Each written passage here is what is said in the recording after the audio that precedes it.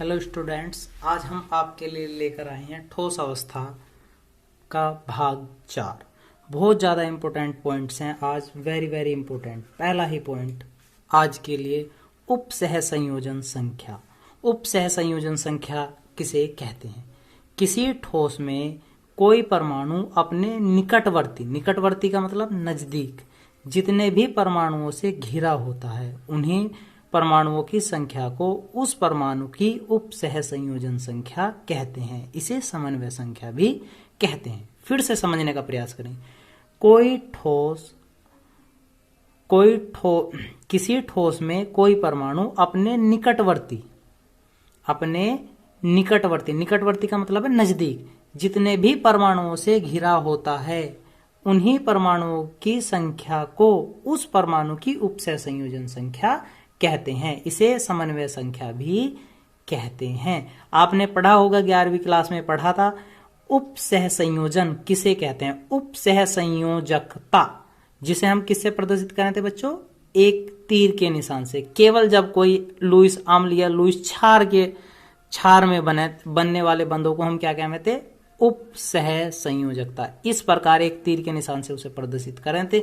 ये वो वाली ही कंडीशन है उपसह संयोजन संख्या। इसे हम इंटर के पार्ट नंबर 8 में भी देखेंगे, उपसह संयोजन संख्या को। ये हमारे पास आगे भी मिलेगा। नोट करने योग्य 3 बातें हैं, इनको हम अभी ध्यान रखेंगे केवल। HCC, ये हमने कल पहली वीडियो में पढ़ा था। SCC में उपसह संयोजन संख्या होती है बच्चों 6। BCC में उपसह संयोजन संख्या होती है 8। FCC में उपसह संयोजन संख्या होती है 12। इस समय केवल हमें ये याद रखने हैं। SCC में उपसह संयोजन संख्या 6, BCC में उपसह संयोजन संख्या 8 और FCC में उपसह संयोजन संख्या होती है बच्चों 12। अब इसके बाद हम बहुत ज्यादा इंपॉर्टेंट पॉइंट देखें। यहां से तो एक क्वेश्चन आएगा ही। वैसे तो यह पार्ट केवल 3 ही अंकों का है। इसमें बहुत इंपॉर्टेंट पॉइंट है नंबर, संकुलन दक्षता।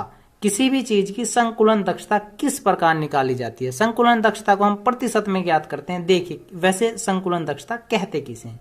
किसी परमाणु के द्वारा घेरे गए कुल आयतन प्रतिशत को संकुलन दक्षता कहते हैं। किसी परमाणु के द्वारा घेरे गए कुल आयतन प्रतिशत को संकुलन दक्षता कहते हैं। इसका एक सूत्र भी है बच्चों, संकुलन दक्षता बराबर एक परमाणु का आयतन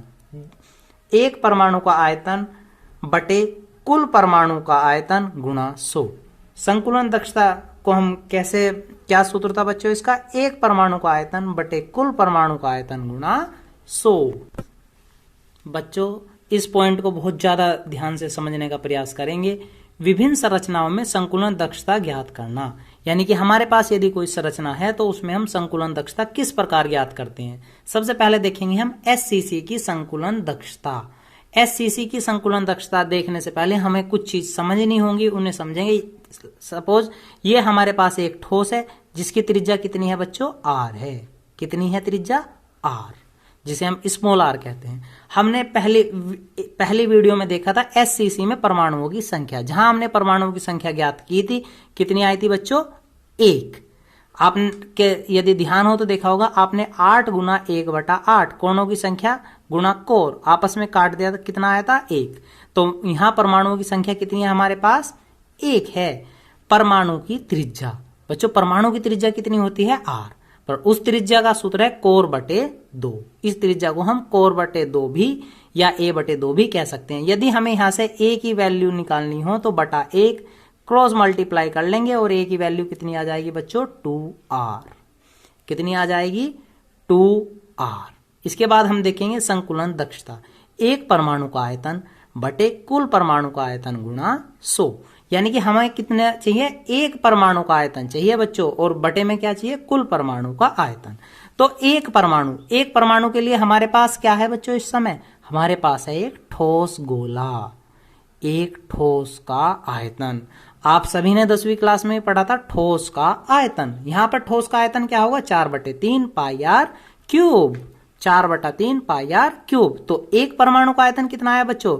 4/3 पाई r क्यूब। और कुल कुल परमाणु का आयतन। HCC संरचना है, किस प्रकार की संरचना होती है? एक घनीय संरचना। कैसी हो गए? एक घन होता है। तो घन का आयतन कितना होता है बच्चों? भुजा की घात 3। एक घन की संरचना होने के कारण क्या नियम लगेगा? भुजा की घात 3। और भुजा हमारे पास क्या है? a। तो सूत्र क्या बना? a की घात 3। अब हमारे पास सभी वैल्यू आ गई हैं, उनके हम मान पुट करेंगे। एक परमाणु का आयतन, तो एक परमाणु के लिए परमाणु की संख्या कितनी थी बच्चों? 1 गुना जो हमारे पास परमाणु का आयतन था, कितना? 4/3 पाई r क्यूब बटे कुल आयतन a की पावर 3 गुना 100। तो हमने क्या करा? 3 को बटे में लिया है। a का मान कितना है बच्चों? 2r। 2r को पुट कर दिया। 2r को का मान हमने क्या करा इसमें? तो बच्चों हमने a के स्थान पे कितना रखा था? 2r, यानी कि 2r की पावर कितनी हुई बच्चों? 3। तो 2 की पावर 3 का मतलब कितना बना? 8। और a की पावर 3 का मतलब r की पावर 3 का मतलब r की 3। r की 3 से r की 3 कैंसिल। 4 से 8 को काटेंगे, कितनी बार कटेगा बच्चों? 2 बार। 2 से इसको कटा कितनी बार? 50 बार। तो ऊपर कितना बचा? 50 पाई बटे 3।